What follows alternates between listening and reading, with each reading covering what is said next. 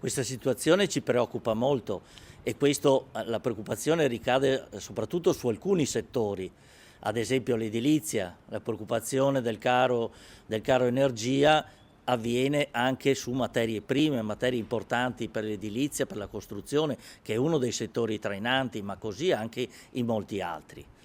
Questo comporta che le imprese artigiane devono in ogni caso guardare oltre. Le conseguenze del conflitto in Iran stanno suscitando preoccupazione anche nel nostro territorio, oltre ai rincari già visti sul carburante. In allarme le imprese che, evidenzia Boschetto, devono iniziare a guardare oltre. Vuol dire che non è più sufficiente, come è stato per molti periodi, guardare a un solo mercato.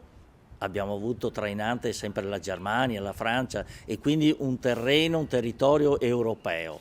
Questa situazione degli ultimi anni ci deve far pensare che è importante guardare a quello che è il mercato internazionale e mai affezionarci solamente ad uno Stato o ad un unico lavoro, ma guardare oltre.